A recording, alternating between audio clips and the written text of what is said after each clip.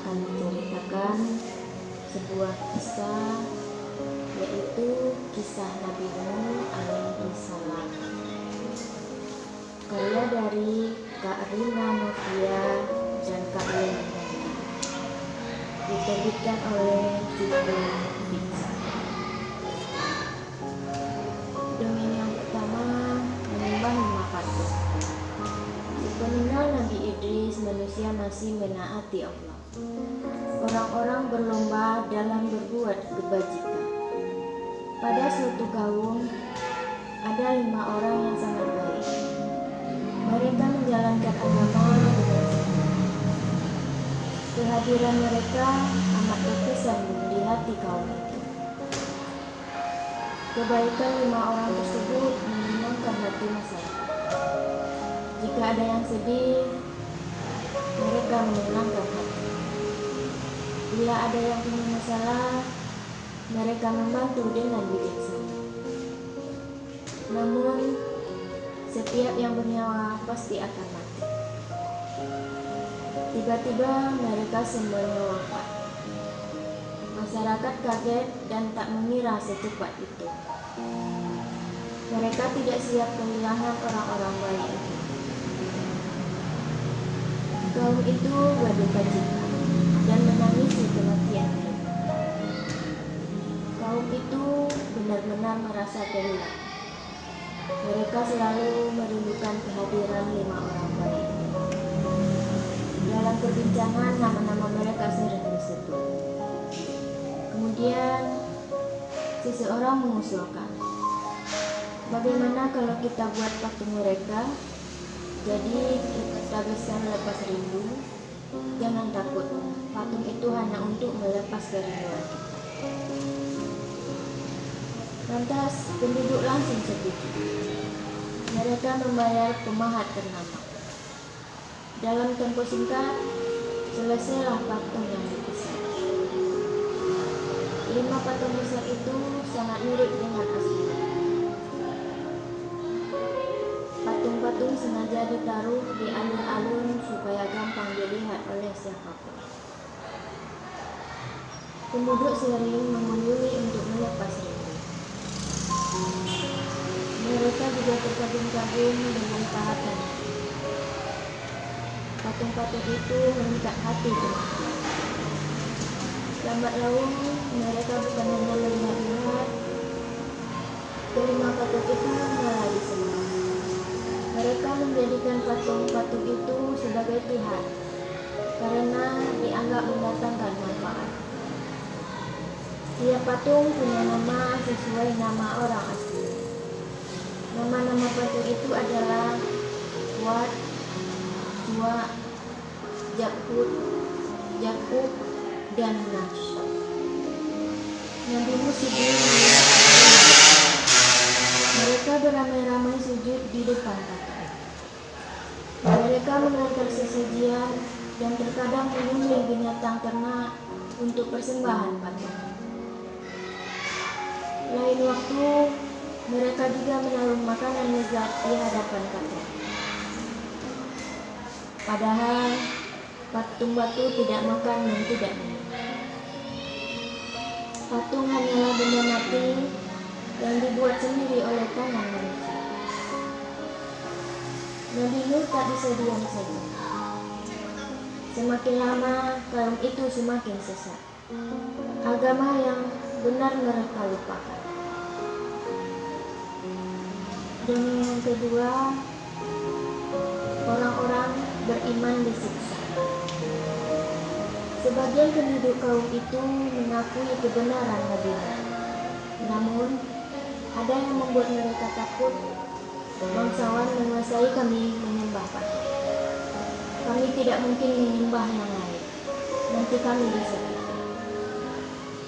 Nabi Nuh meyakinkan mereka, agama yang benar yang harus diikuti. Jangan takut kepada manusia.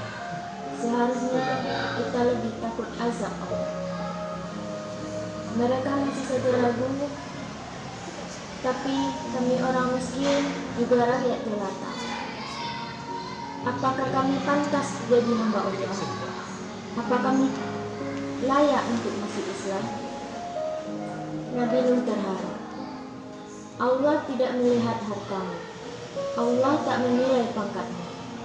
Allah akan memuliakan orang-orang beriman. Siapa yang beriman akan masuk surga. Satu persatu dari mereka mulai memeluk agama Islam. Orang-orang bangsawan yang kaya pun kaget. Rupanya ada juga yang berani memeluk agama Islam. Setelah diperhatikan satu persatu, mereka pun mengejek. Lihatlah agama Nuh hanya untuk orang miskin. Jangan percaya dengan Nuh, nanti kalian melarat. Hahaha. Agama yang benar ini untuk semua manusia. Tak ada beda miskin atau kaya. Yang terpenting imannya. Terang Nabi Nuh. Iman pengikut Nabi Nuh sangat teguh. Cacian dari membuat mereka rendah diri. Justru mereka bangga telah mendapatkan petunjuk Tuhan. Orang-orang kafirlah yang pantas dikasihani. Mereka telah disesatkan. Manusia di masa itu berumur sangat panjang. Ratusan tahun Nabi Nuh berdakwah, namun sedikit sekali yang beriman. Orang beriman pun disiksa dengan keji. Hentikan, jangan siksa dia. Nabi Nuh marah karena pengikutnya disakiti. Bukankah dia manusia? Mengapa dianiaya? Nabi Nuh bertanya. Kaum kafir mengejek. Mereka manusia sial. Dia sudah miskin, berani pula beriman. Kami bisa ikut sial karena mereka. Waktu itu memang sedang kemarau panjang. Kaum kafir menuduh penyebab kemarau panjang itu adalah pengikut Nabi Nuh yang tidak lagi menyembah patung.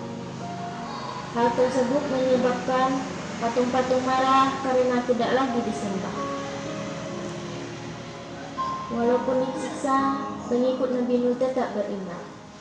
Mereka bahagia hidup dengan Islam. Mereka tidak mau bodoh menyembah patung. Jangan sakiti. Mereka tidak bersalah. Mereka berhak memeluk agama Islam karena mereka ingin selamat. Nabi Nuh berusaha mencegah. Tahu apa mereka yang miskin? Mereka hanyalah orang bodoh, ojek orang kafir. Harusnya kalian bertobat. Cukuplah. Kalian yang sesat, jangan kalian sesatkan. Nabi Nuh kecewa dengan sikap mereka. Dahulu mereka adalah umat yang baik. Sejak menyembah patung, mereka menuruti iblis. Tindakan mereka sangat kejam. Mereka tidak lagi punya perasaan, begitulah akibatnya bila hati dibisikkan iblis. Orang-orang kafir semakin kejam menyiksa. Namun Nuh berusaha keras melindungi pengikutnya. Hentikan, kalian telah membuat Allah marah. Apakah kalian tidak takut kena azab? Mereka malah balik menentang. Hai Nuh, kami capek berdebat denganmu. Sudah ratusan tahun kamu mengancam dengan azab. Mengapa tidak datang juga? Ayo, datangkanlah azab Tuhan itu. Azab itu ditunda Allah. Nabi Nuh tidak mau kaumnya binasa. Dia berharap suatu saat mereka akan sadar. Namun kenyataannya tidak seperti yang diharapkan. Mereka malah semakin durhaka. Kini mereka menantang azab dari Allah. Kau pastilah pendusta. Hai Nuh pendusta, dari mereka berulang. Dia mengancam kita dengan azab Tuhan. Tapi pun mana ada. Kalian bukan hanya kejam, tetapi juga bodoh. Beraninya kalian menantang azab Allah. Patung-patung itu tidak bisa menyelamatkan. Bertobatlah sebelum Allah masih bisa berhasil.